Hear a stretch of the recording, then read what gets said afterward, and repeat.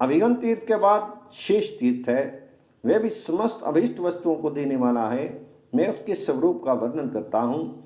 रसातल के स्वामी महानाग शेष संपूर्ण नागों के साथ रसातल में रहने के लिए गए, परंतु राक्षसों, दैत्यों और दानवों ने, जिनका रसातल में पहले से ही प्रवेश हो चुका था, नागराज को वहां से निकाल दिया। तब वे मेरे पास आकर बोले, भगवान, आपने राक्षसों को तथा हम लोगों को भी रसातल दे रखा है, किंतु दैत्य और राक्षस हमें वहां स्थान नहीं देना चाहते, इसलिए आपकी शरण में आया हूं। तब मैंने नाग से कहा, तुम गौतमी के तट पर जाओ, वहां महादेव जी की स्तुति करने से तुम्हारा मनोरथ पूर्ण होगा। उनके सिवा दूसरा कोई तीनों लोकों में ऐसा नहीं है जो सबके मनोरथ सिद्ध कर सके। मेरे कहने से शेषनाग वहां गए और गंगा में स्नान करके हाथ जोड़कर देवेश्वर महादेव की स्तुति करने लगे। तीनों लोकों के स्वामी भगवान शंकर को नमस्कार है। जो दक्ष यज्ञ के विध्वंसक, जगत के आदि विधाता तथा त्रिभुवन रूप हैं, उन भगवान शिव को नमस्कार है। जिनके सहस्त्रों मस्तक हैं, उन भगवान सदाशिव को नमस्कार है। सबका संहार करने वाले रुद्रदेव को नमस्कार है। भगवान, आप सोम, सूर्य, अग्नि और जल रूप हैं, आपको नमस्कार है। जो सर्वदा सर्वस्वरूप और काल रूप हैं, उन भगवान शिव को नमस्कार है।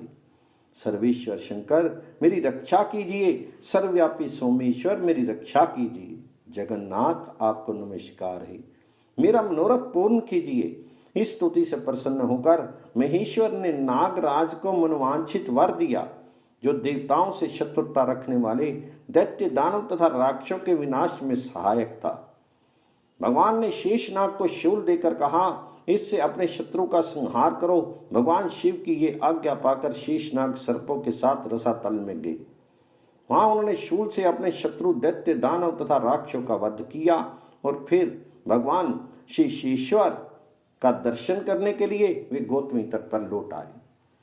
नागराज जिस मार्ग से आए थे, उसमें रसातल से वहां तक छेद हो गया।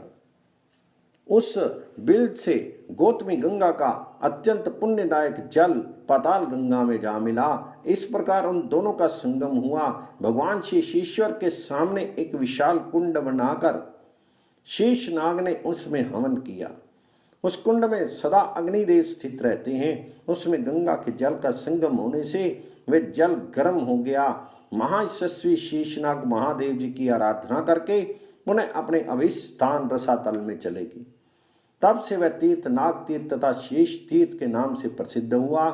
ये संपूर्ण अभीष्ट वस्तुओं को देने वाला, पवित्र तथा रोग और दरिद्रता का नाशक है। उससे आयु एवं लक्ष्मी की भी प्राप्ति होती है। वे पवित्र तीर्थ स्नान और दान से मोक्ष देने वाला है। जो मनुष्य इस प्रसंग का भक्तिपूर्वक श्रवण, पाठ अथवा मनन करता है, उसकी सब कामनाएं पूर्ण हो जाती हैं।